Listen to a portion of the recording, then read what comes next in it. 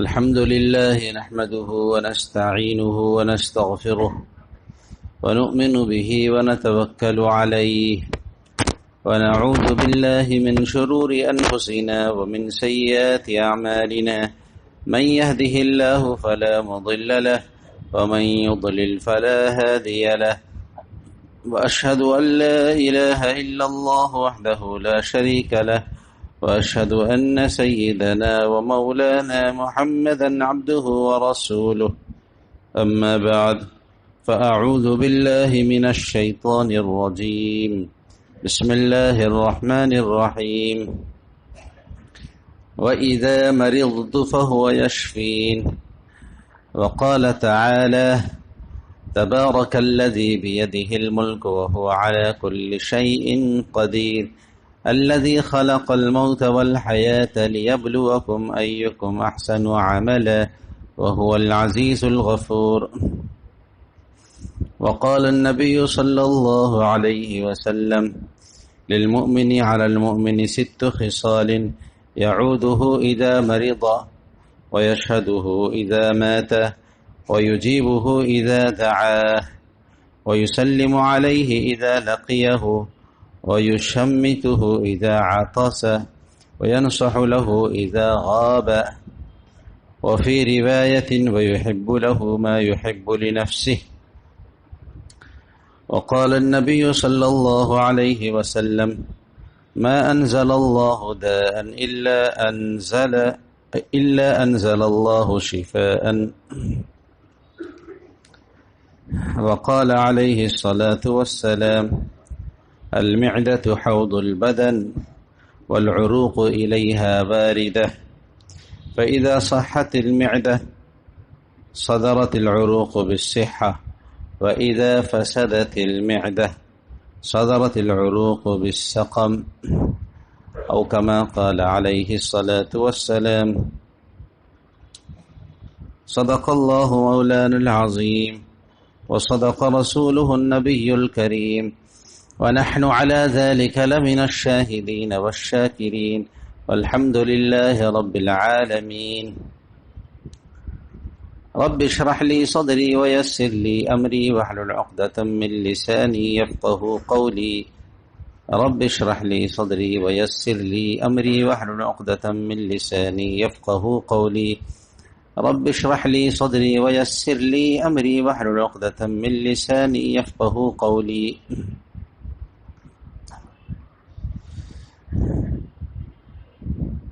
ہمارا یہ عقیدہ ہے کہ موت و حیات اللہ کے ہاتھ میں ہے۔ اللہ ہی نے زندگی اور موت کو پیدا کیا ہے اور اللہ ہر چیز پر قادر ہے۔ تبارک الذی بیدہ الملک، بابرکت ہے وہ ذات کہ جس کے قبضے قدرت میں ساری حکومت و سلطنت ہے۔ وَهُوَ عَلَى كُلِّ شَيْءٍ قَدِيرٌ، اور وہ ہر چیز پر قادر ہے۔ الَّذِي خَلَقَ الْمَوْتَ وَالْحَيَاةَ لِيَبْلُوَكُمْ أَيُّكُمْ أَحْسَنُ عَمَلًا، وہ اللہ ہے کہ جس نے موت و حیات کو پیدا کیا، اس لیے پیدا کیا تاکہ تمہیں آزمائے کہ تم میں کون اچھا عمل کرتا ہے، اور وہ زبردست ہے، بخشنے والا ہے اور زور والا ہے۔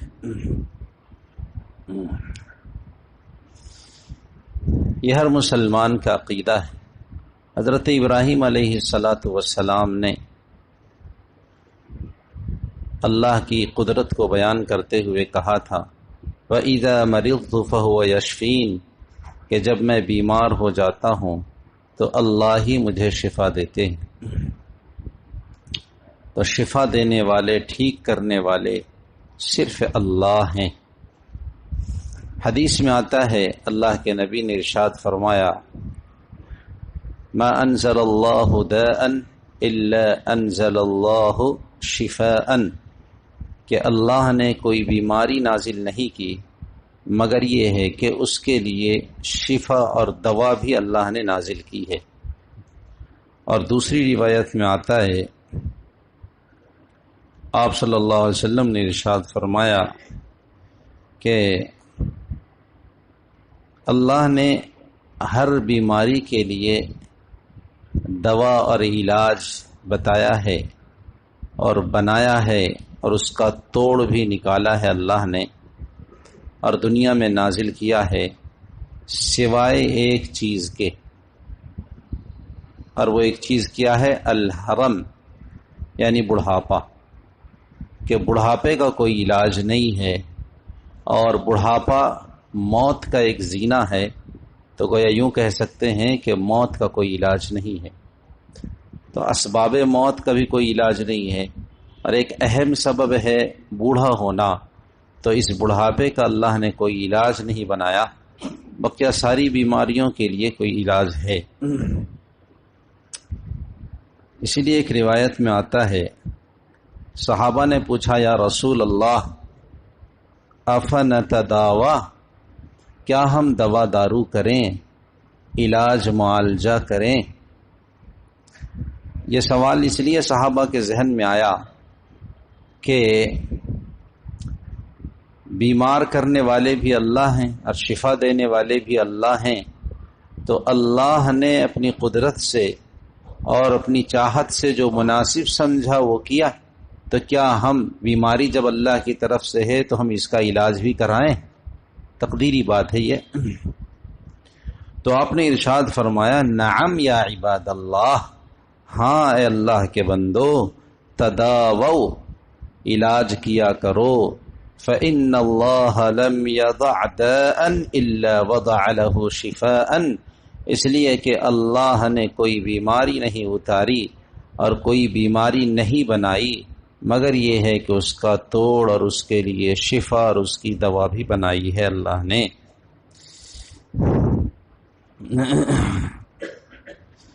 دوسری روایت میں ہے فَتَدَاوَوْا وَلَا تَدَاوَوْا بِمُحَرَّمٍ یا بِالْحَرَامِ، لہذا تم علاج کیا کرو اور دیکھو حرام سے علاج نہیں کرنا، تم علاج کرو اور حرام سے علاج نہیں کرنا۔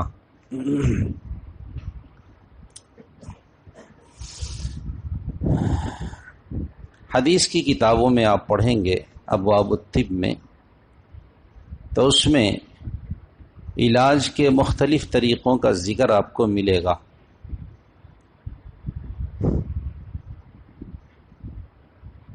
بعض چیزیں ہیں جو دواؤں کی شکل میں ہیں، ان سے علاج کا طریقہ آپ نے ارشاد فرمایا ہے۔ حضرت اسماء بنت عمیس ہے، وہ کہتی ہیں کہ آپ صلی اللہ علیہ وسلم نے ایک مرتبہ پوچھا بما تستمشینا، کہ تم مسہل دوا کون سی لیتی ہو؟ مسہل دوا کا مطلب یہ ہوا کہ وہ دوا آپ استعمال کریں گے تو پیٹ جاری ہو جائے گا، اسہال اسے کہتے ہیں، اور پیٹ صاف ہو جائے گا۔ تو پہلے زمانے میں 1-1.5 مہینے میں لوگ مسہل دوا لے لیا کرتے تھے، جس سے معدہ صاف ہو جاتا تھا۔ معدہ صاف ہو گیا، اس کے بعد تھوڑا سا ہلکا ہلکا کھانا کھایا، کھچڑی قسم کی چیز کھائی، اور ہلکی جو غذا ہوتی ہے اور گیلی غذا، ہلکی غذا ہوتی ہے، اس کو لیتے تھے لوگ، اور اس طریقے سے پیٹ پھر معمول کے مطابق آ جاتا تھا۔ تو آپ نے وہی پوچھا کہ تم مسہل کون سی دوا لیتی ہو؟ تو حضرت اسماء کہتی ہے کہ میں نے کہا یا رسول اللہ الشبرم، کہ میں تو شبرم استعمال کرتی ہوں۔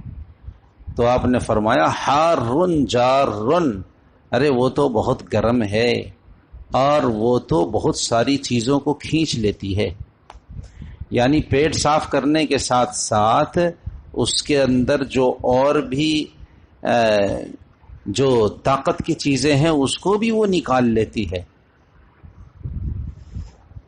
پھر کہتی ہیں کہ پھر میں نے سنا استعمال کیا۔ سنا، ایک سنا پتا ہوتا ہے، آپ جائیں گے پنساری کی دکان میں اور اس سے معلوم کریں گے، اسے کہیں گے کہ سنا پتا ہم کو دے دو، تو وہ دے دے گا آپ کو۔ تو کہتی ہیں کہ اس کے بعد میں نے اسے چھوڑ دیا اور پھر سنا استعمال کرنا شروع کیا. پھر آپ نے پوچھا تو میں نے بتایا تو آپ نے کہا کہ ہاں، اگر کسی چیز میں شفا ہو سکتی تھی موت کے علاوہ تو وہ سنا میں ہوتی. یعنی سنا بہت اچھا پتا ہے اور اسے آدمی کو استعمال کرنا چاہیے. بعض روایتوں میں ملے گا کہ آپ نے کم اتن، جسے سانپ چھتری کہتے ہیں، زمین میں اس طریقے سے نکل جاتا ہے برسات کے زمانے میں، دیکھیں گے آپ سفید سفید سا ایسا چھتری نما، اسے عربی میں کم اتن کہتے ہیں اور ہماری زبان میں اسے سانپ چھتری کہتے ہیں. اس سے بھی علاج کا طریقہ بتایا کہ وہ آنکھوں کے لیے شفا ہے اور دوا ہے. قسط ہندی وغیرہ کے سلسلے میں تو ایسی بہت ساری دواؤں کا نام ملتا ہے حدیث میں کہ اس سے آپ صلی اللہ علیہ وسلم نے لوگوں سے کہا کہ ان چیزوں سے علاج کرو. وہاں جو علاج کے طریقے رائج تھے اس میں جو مفید تھے آپ نے اس کی ترغیب دی کہ ان چیزوں کے ذریعے سے آدمی کو چاہیے کہ علاج کرے. تو ایک طریقہ تو یہ ہے کہ جو آپ نے یہ فرمایا کہ ان چیزوں سے آدمی علاج کیا کرے.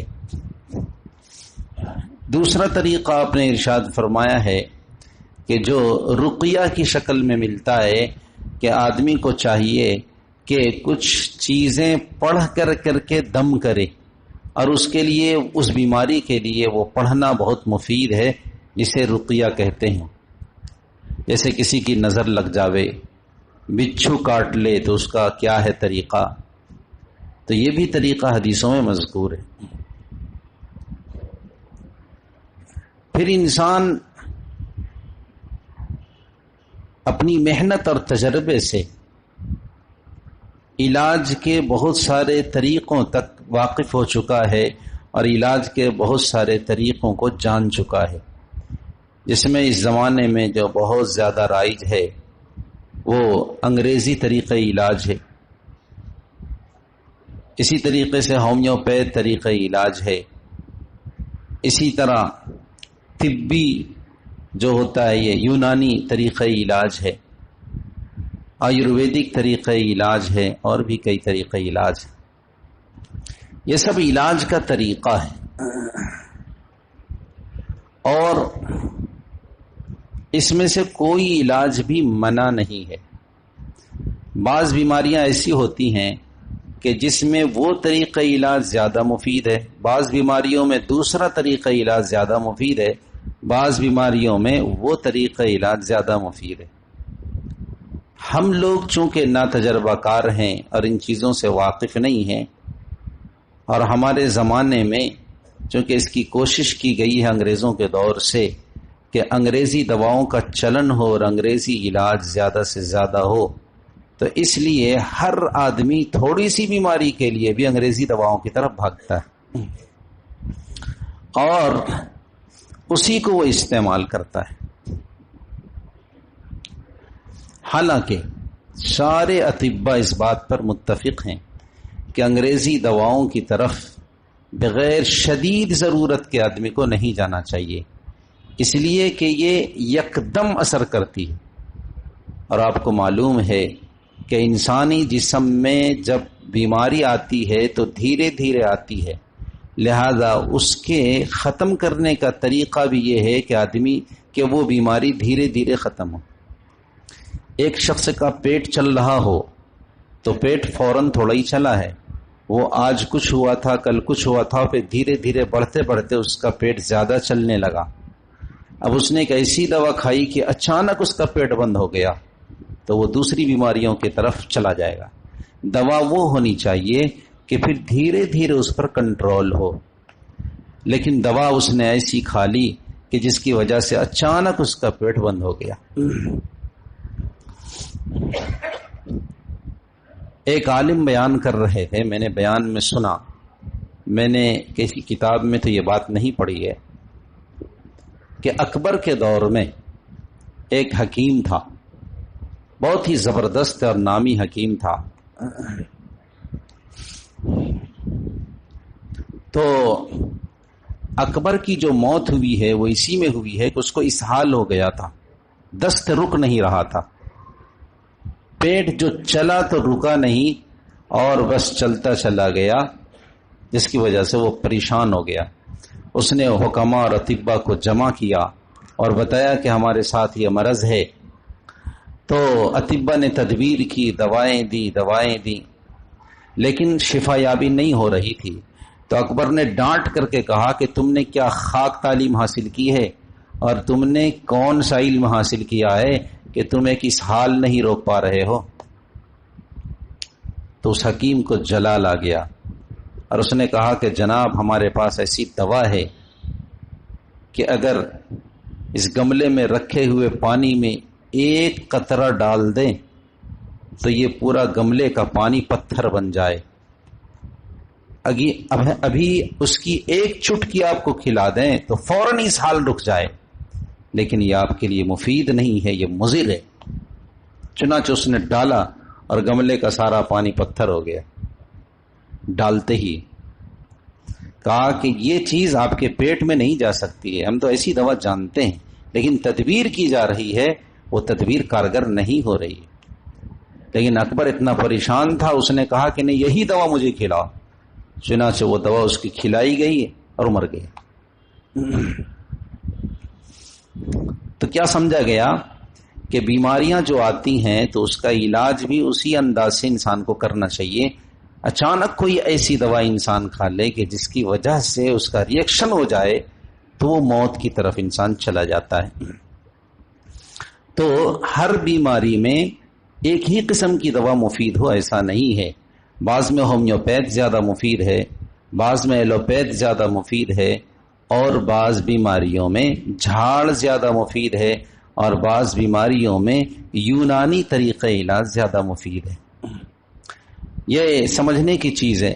پھر انسان کے جو بدن ہوتے ہیں اس کی بھی ساختیات اللہ نے اس کو بھی ایسا بنایا ہے کہ وہ کس چیز کو قبول کرتا ہے۔ میں اپنے بارے میں بتاتا ہوں۔ ایک مرتبہ میرے جسم میں خارش نکل آئی تھی،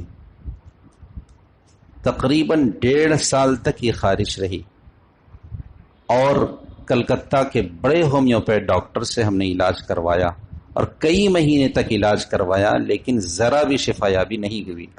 اور اس نے صاف لفظوں میں کہا کہ مولانا میں عاجز آ چکا ہوں، ہر تدبیر میں نے کر لی، میرے سامنے اس نے اقرار کیا۔ زبردست خارش تھی چھاپ کی طرح سے پورے جسم میں۔ ایک غیر مسلم ڈاکٹر بیٹھتا ہے بیچارہ پاس سرکس میں، چھوٹی سی دکان ہے اس کی، کسی نے رہنمائی کی، میں اس کے پاس چلا گیا۔ کافی دیر تک اس نے رد و قدح کی میرے ساتھ، سب معلومات کی، یہ کیا ہے نہیں ہے، کیا مزاج ہے، کیا پسند کرتے ہیں، جیسا کہ ان لوگوں کے پوچھنے کا طریقہ ہوتا ہے۔ اس نے سب معلوم کیا اور میں نے بتایا۔ پھر اس نے ایک شیشی میں دوا دی، ایک فائل میں نے کھائی، ساری خارش میرے جسم سے ختم ہو گئی۔ میں نے اس سے پوچھا کہ بھائی میں نے بڑے ڈاکٹر سے دوا کھائی ہے اور پھر بھی میری خارش نہیں گئی، تم نے کون سی دوا دی؟ تو اس نے کہا کہ مولانا صاحب اصل میں ان ڈاکٹر صاحب نے آپ کا مزاج نہیں سمجھا تھا، مزاج کے خلاف دوا دے رہے تھے۔ ایک اور واقعہ یاد آیا، میں آپ کو بتاتا ہوں۔ حضرت مفتی عبداللہ صاحب پھولپوری رحمہ اللہ، ان کی زبانی میں نے خود یہ واقعہ سنا ہے۔ حضرت فرما دیتے ہیں کہ وہ کہتے ہیں کہ ایک مرتبہ اسی علاقے کا کسی بادشاہ کا ذکر تھا، اور انہوں نے حکما کی تعریف بیان کی کہ حکیم لوگ کیسے ہوتے تھے۔ کہتے ہیں کہ بادشاہ کی ایک بیٹی وہ بیمار ہو گئی، بخار اترتا نہیں تھا، بہت سارے اطباء ڈاکٹر سب جمع ہوئے اور کوشش کی اور دوا وغیرہ کے ذریعے سے علاج کروایا، لیکن اس کا بخار اترتا نہیں تھا۔ تو ایک حکیم تھا، اس سے اس بادشاہ کی لڑائی رہتی تھی، لیکن مجبوری کی حالت میں بادشاہ نے اس حکیم کو یاد کیا کہ آپ بھی تشریف لائیں، میری بچی کی جان کا مسئلہ ہے۔ تو وہ حکیم خود نہیں آیا، اپنے شاگرد کو بھیج دیا کہ جاؤ دیکھو کیا معاملہ ہے۔ آ کر کے اس نے نسخے کا سب مطالعہ کیا، مطالعہ کرنے کے بعد دیکھا کہ نسخے تو سب صحیح ہیں، سارے نسخے صحیح ہیں، تجویز صحیح ہے، اور وقت پر جو کھانے کا انداز اور طریقہ بتایا گیا ہے وہ بھی سب صحیح ہے، اس کے باوجود بھی بیماری کیوں نہیں جا رہی، بخار کیوں نہیں اتر رہا ہے؟ بادشاہ سے اس نے کہا، وہ جو حکیم آیا تھا بھیجا ہوا، اس نے کہا کہ بادشاہ سلامت، مجھے آپ کی اہلیہ سے تھوڑی سی خلوت چاہیے، میں ان سے کچھ بات کرنا چاہتا ہوں۔ کہا کہ ٹھیک ہے۔ تنہائی میں بادشاہ کی بیوی کو بلایا گیا اور حکیم اور وہ جمع ہوئے، تو اس شاگرد نے براہ راست پوچھا کہ دیکھو یہ عزت کا مسئلہ ہے اور میں تم سے پوچھتا ہوں صاف طریقے سے، بچی کی جان کا مسئلہ ہے، یہ بتاؤ کہ یہ بادشاہ کی بچی ہے یا کسی اور کی؟ تو اس نے صاف کہا کہ نہیں، فلاں غلام کی بچی ہے، یہ بادشاہ کی نہیں ہے۔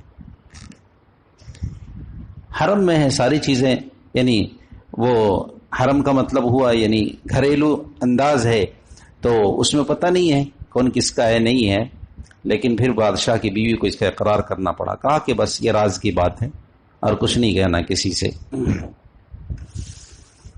پھر وہ شاگرد واپس آیا اور دوا کے اس نسخے میں اس نے دہی کا اضافہ کر دیا، اور جب دہی کے ساتھ ملا کر کے اس دوا کو استعمال کیا گیا تو 1 سے 2 خوراک میں ہی اس بچی کا بخار اتر گئے۔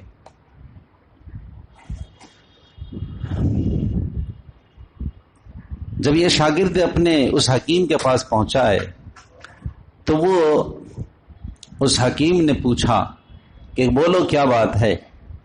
تو کہا کہ حکیم جی ایسی کوئی بات نہیں تھی، صرف میں نے دہی کا اضافہ کر دیا اس نے۔ تو وہ حکیم کہتا ہے کہ اللہ غارت کرے اس سمرقندی کا کہ جس نے بادشاہ کے حرم میں خیانت کی، اللہ غارت کرے اس غلام کا، اس سمرقندی کا کہ جس نے بادشاہ کے حرم میں خیانت کی۔ حکما یہ دیکھ رہے تھے کہ بادشاہ کا مزاج یہ ہے، بچی کا مزاج اسی سے ملتا ہے، تو لہذا اسی طریقے سے وہ علاج کر رہے تھے۔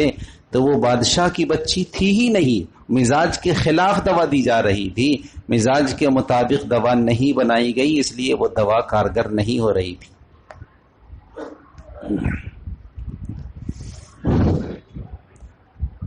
کیا معلوم ہوا کہ انسان علاج کے طریقوں کو ڈھونڈتا ہے، لیکن پھر انسان صحیح ڈاکٹر کے پاس اور صحیح طبیب کے پاس نہیں پہنچتا ہے، یا پہنچتا بھی ہے تو وہ ڈاکٹر اور طبیب اس کو نہیں سمجھ پاتا ہے، جس کی وجہ سے جیسا علاج ہونا چاہیے ویسا علاج نہیں ہو پاتا۔ اس لیے ہمیشہ ایک بات ذہن میں رہے کہ دوا کرنا اور علاج کرنا سنت ہے۔ حدیث میں فرمایا اللہ کے نبی نے، تداووا عباد اللہ، اے اللہ کے بندو علاج کراتے رہو، اس لیے کہ اللہ نے ہر بیماری کے لیے شفا اور علاج کو اللہ نے اتارا ہے، اس لیے تم ہر حال میں علاج کراتے رہو۔ تو انسان کو علاج سے نہیں تھکنا چاہیے، علاج کراتے رہنا چاہیے سنت سمجھ کر کے، اور پھر یہ ہے کہ بس ایک نظام ہے اللہ کا، اس کے حساب سے ہم کراتے رہیں گے۔ لیکن جو ہونا ہے وہ تو اللہ کا فیصلہ ہے، جو ہو کر کے رہے گا۔ لیکن ایک ہی طریقے علاج کی طرف منحصر کر لینا اپنے آپ کو اور اپنا رخ اسی کی طرف موڑ لینا، یہ کوئی عقل مندی نہیں ہے۔ زیادہ تر جن کو اللہ نے پیسے سے نوازا ہے، تھوڑی سی بھی بیماری ہو تو فوراً ایلوپیتھ کی طرف رجوع کرتے ہیں۔ بچہ تھوڑا سا بخار مبتلا ہوا یا تھوڑا سا کھانس رہا ہے، تھوڑی سی سردی ہے، فوراً ایلوپیتھ کی طرف دوڑیں گے۔ بعض مرتبہ ایسا ناواقف قسم کا ڈاکٹر ہوتا ہے کہ اس نے ایسی دوا دے دی کہ جس کی وجہ سے اس کا جو نزلہ تھا وہ سوکھ گیا، اور سوکھنے کی وجہ سے کئی طرح کی پریشانیوں میں مبتلا ہو گیا۔ میں آپ کو اپنا ایک صاحب کا جنہوں نے خود مجھ سے بیان کیا، وہ بہت ہی پرہیزگار آدمی تھے، ایک جگہ اعتکاف میں آئے ہوئے تھے۔ میں نا تجربہ کار جو ڈاکٹر ہوتے ہیں اور حکیم ہوتے ہیں، میں اس کے بارے میں کہتا ہوں آپ کو۔ کہتے ہیں کہ مولانا مجھے زکام ہو رہا تھا، نزلہ ہو رہا تھا، میں گیا اور دواخانے سے میں نے اس سے کہا کہ ایک دوا دے دو، اس نے دوا دے دی، وہ دوا میں نے استعمال کی اور میں نامرد ہو گیا۔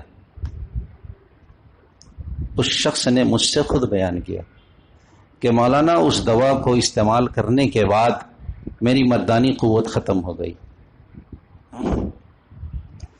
آپ سمجھ سکتے ہیں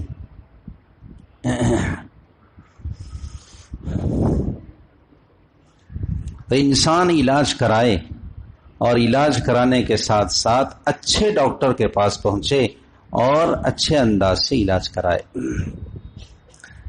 یہ ہر حال میں ضروری ہے۔ اور اگر ایک طریقہ علاج مفید نہیں ہے تو پھر دوسرے طریقہ علاج کی طرف جائے، تیسرے طریقہ علاج کی طرف جائے، چوتھے طریقہ علاج کی طرف جائے، اور ہار نہیں مانے یہ سمجھ کر کے کہ علاج کرانا سنت ہے، اور معمولی رقم کی بھی دوائیں استعمال کرتا رہے، لیکن کرتا رہے، ایک دن وہ اس جگہ پہ پہنچ جائے گا کہ اس کی وہ بیماری ختم ہو جائے گی، اس لیے کہ اللہ نے ہر بیماری کی دوا اتاری ہے۔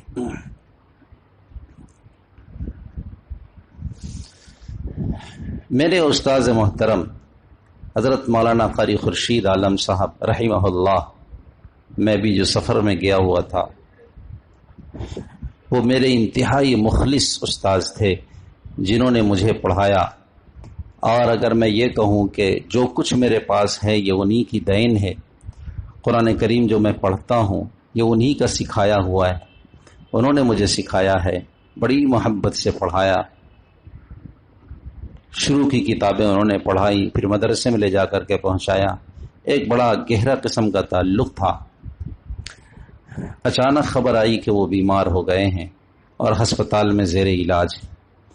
میں اس سے پہلے گھر گیا ہوا تھا تو ان کی عیادت بھی کی، ملاقات بھی کی، میں نے مشورہ بھی دیا کہ اچھے ڈاکٹر کے پاس آپ چلے جائیں، لیکن وہ بہت زیادہ بیمار تھے، میرا ذہن اس طرف منتقل نہیں ہوا کہ ہم ہی کسی اور اچھے ڈاکٹر کے پاس لے کر کے چلے جائیں۔ ان کو ایک جگہ ایڈمٹ کرایا گیا، وہاں سرکاری جو ہسپتال ہوتے ہیں اس میں جلدی سے کام نہیں ہوتا ہے تو لوگ گھبرا جاتے ہیں، پھر پرائیویٹ کی طرف چلے جاتے ہیں۔ چنانچہ 24 گھنٹے کے بعد ان کو اٹھا کر کے پرائیویٹ میں ڈال دیا گیا۔ میں جو واقع سمجھا رہا ہوں وہ سمجھے۔ پرائیویٹ میں پہنچنے کے بعد ان کا خون کا لیول کم ہو گیا تھا، شوگر بھی کم ہو گیا تھا، تو ڈاکٹر نے خون جانچ کروا کر کے خون چڑھایا۔ ہم جس وقت پہنچے ہیں ان کو اس حالت میں دیکھا کہ وہ انتہائی بے چین اور مجھ سے پانی مانگا، لیکن میں پانی نہیں دے سکا، اس لیے کہ ڈاکٹر نے مجھے سختی سے منع کر دیا کہ نہیں، اس حالت میں نہیں دے سکتے۔ تڑپ رہے تھے، کیا ہوا؟ پھر اس کے بعد ان کی حالت انتہائی غیر ہوتی چلی گئی اور ہم لوگ صرف تماشائی بنتے رہے، دیکھتے رہے، کوئی فیصلہ نہیں کر سکے، ڈاکٹر کے کہنے پر رہے۔ پھر جب وہ وینٹیلیٹر پہ چلے گئے تو ہم لوگوں نے فیصلہ کیا کہ نہیں، یہاں سے نکالو۔ نکالنے کے بعد ہم لوگ رانچی کے بڑے ہاسپٹل جو ریمس ہے اس میں لے کر کے گئے۔ جب وہاں لے کر کے گئے اور غشی کی حالت تھی تو اس نے خون لیا، خون کے بعد نمونہ جانچ کرنے کے لیے بھیجا، تو اس ڈاکٹر نے جو پرائیویٹ ڈاکٹر ہے اس نے جس خون کو چڑھایا تھا وہ اے گروپ کا خون چڑھایا تھا، جبکہ ان کے خون کا جو نمونہ تھا وہ او کا تھا۔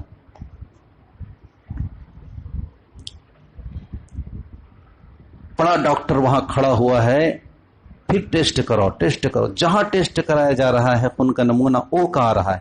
کیا کیا تم نے؟ ایسا ڈاکٹر کہہ رہا ہے کہ کیا کیا؟ سر کیا ہوتا ہے؟ کہا کہ خون کا جو نمونہ ہے کوئی دوسرا نمونہ چڑھ جائے، 10 گرام بھی چڑھ جائے تو وہ انسان نہیں بچتا ہے، جسم کا سارا عضو معطل ہو جاتا ہے۔ بھائی تو وہ ان کے ساتھ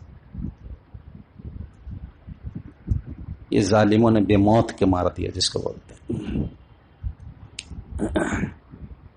کہا کہ اس میں یہ حالت ہوتی کہ انسان تڑپ تڑپ کے مر جاتا، اور میں نے یہ کیفیت دیکھی.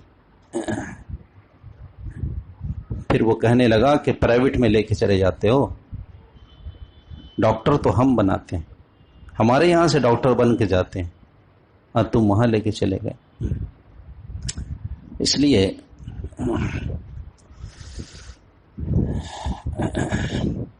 میرے ذہن میں کچھ بھی نہیں ہے، اب میں کچھ بول بھی نہیں پا رہا ہوں. میرے ساتھ جو حادثہ ہوا ہے میں اس کو بیان نہیں کر سکتا. میری دنیا ختم ہو گئی، میرے استاد جی چلے گئے، میرے مخلص مربی چلے گئے. ایسا مخلص انسان نہیں ہے. ہمارے علاقے میں حضرت مولانا ذوالفقار صاحب کے بعد اتنا بڑا جنازہ کی نماز نہیں دیکھی گئی. نماز جنازہ جتنی بڑی ان کی ہوئی ابھی.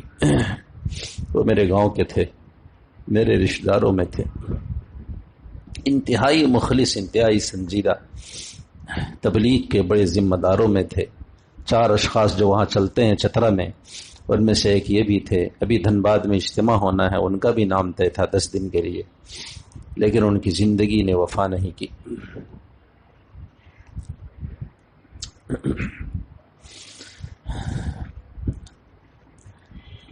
ہمیں جو سمجھ میں آیا کہ انسان کسی مریض کو لے کر کے جائے تو ہوشیار آدمی رہنا چاہیے، جو تھوڑا بہت واقف ہو وہ رہنا چاہیے. میں انہی کا واقعہ آپ کو بتاتا ہوں کہ ان کا بھتیجا بیمار ہوا، سخت بیمار ہوا، رانچی کے ایک ہاسپٹل میں ایڈمٹ تھا. ڈاکٹروں نے کہا کہ اسے ڈائلیسس کرنا ہوگا.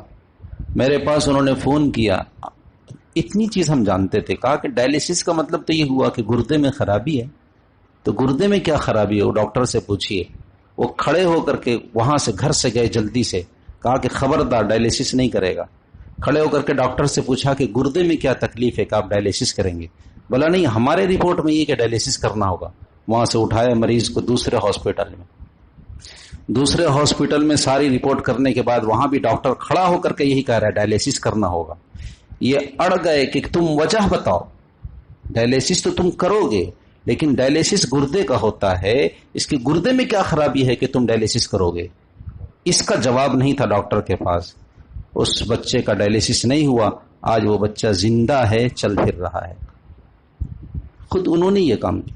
لیکن افسوس ہے کہ میں کھڑے ہو کر کے ڈاکٹر کے پاس اس طریقے سے جرأت نہیں دکھا سکا، اور میں نہیں بول سکا کہ تم نے یہ جو منہ میں آکسیجن لگایا ہوا ہے، کیا ان کو سانس کی تکلیف ہے کہ جو تم نے آکسیجن لگایا ہوا ہے؟ خبیث. اور پھر یہ اتنے بے شرم بے حیا قسم کے ڈاکٹر ہیں کہ بیماری کچھ، علاج کچھ، اور جب مریض تڑپتا ہے تو وہ ڈرگس دیتے ہیں. جب ریمس میں ہم لوگ پہنچے تو انہوں نے کہا کہ کیا یہ ڈرگس کرتے تھے؟ بڑا ڈاکٹر کہہ رہا ہے. اتنا اس نے ڈرگس سے دیا کہ جس کی وجہ سے وہ بے سدھ ہو گئے.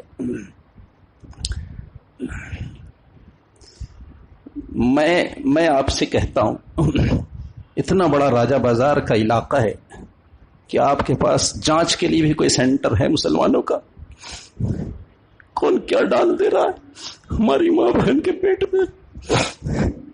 تم نے کبھی غور کیا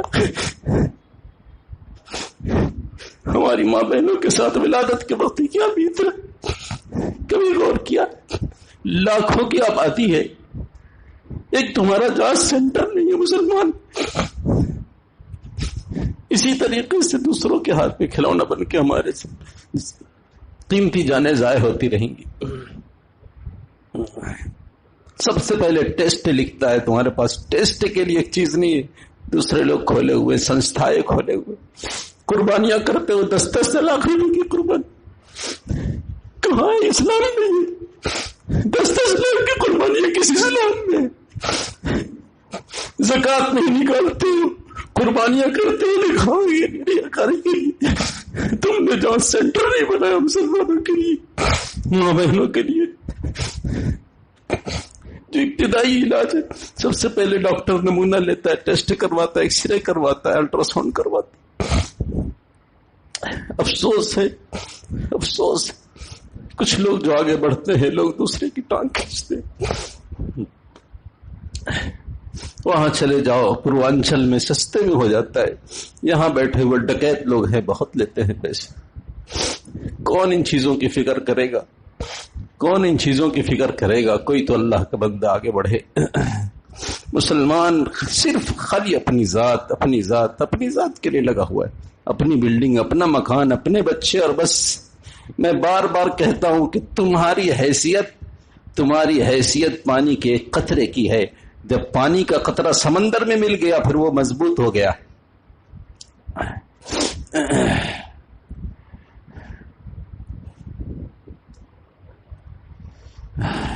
موج ہے دریا میں اور بیرون دریا کچھ نہیں، فرد قائم ربط ملت سے ہے، تنہا کچھ نہیں۔ موج ہے دریا میں اور بیرون دریا، تنہا تمہاری کوئی حیثیت نہیں ہے۔